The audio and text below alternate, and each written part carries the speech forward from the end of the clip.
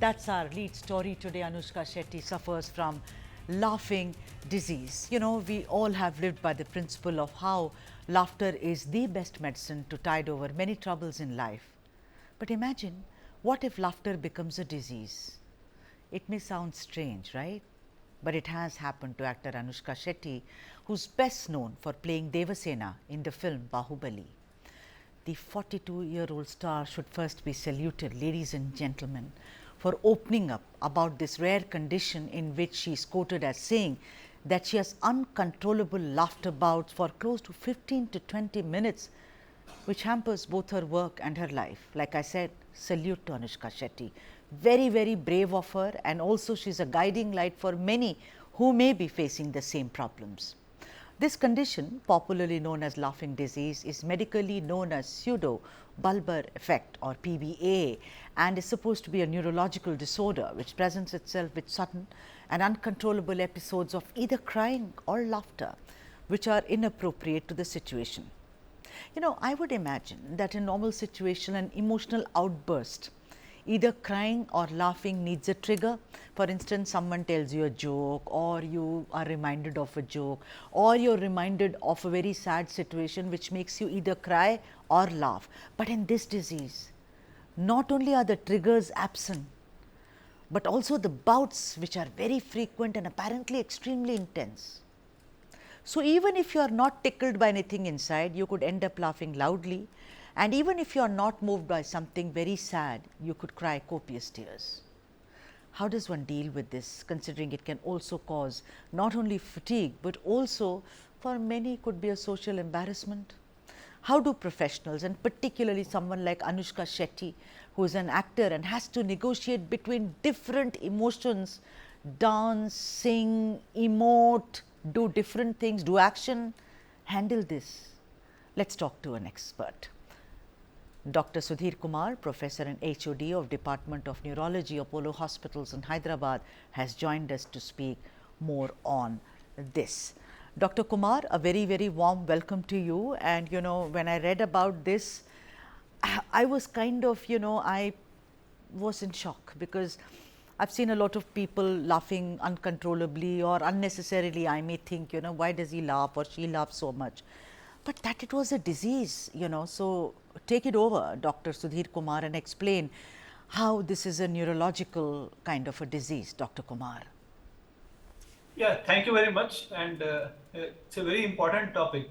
Now, first thing is that, as you rightly pointed out, that we are not aware of this disease because no one talks about it, and one of the main reasons is that many of the people who have this, they are labeled as having a psychiatric illness or a mental illness, and they feel so embarrassed to talk about it even to their own family members or friends, and then forget visiting a doctor.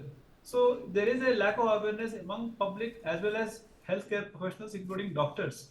But as you described, that this is a well-known condition, and as a neurologist, we routinely see these patients. So there are two groups of people who can have this.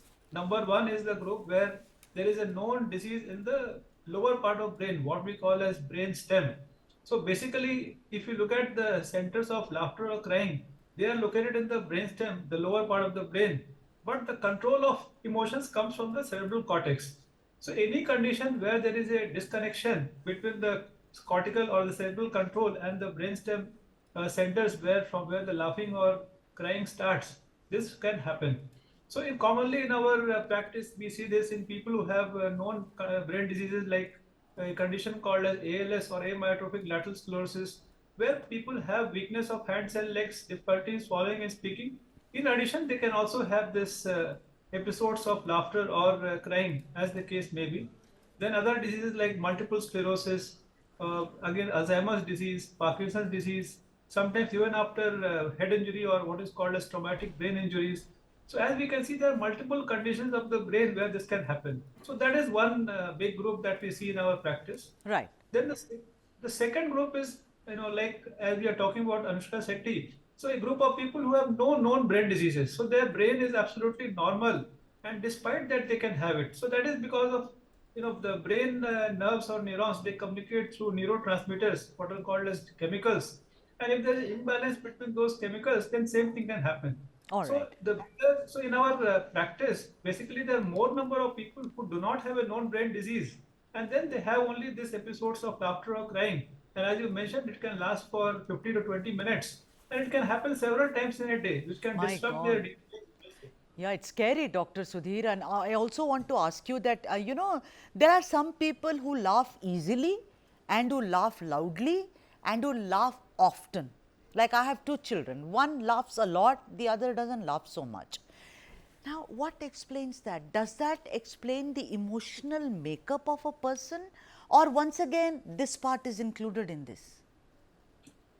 If somebody laughs, which is appropriate, so in this laughing disease, what we talk about is the emotional responses are out of proportion. So number one, there may be no reason to laugh, and the person starts laughing, and that to excessive laughter.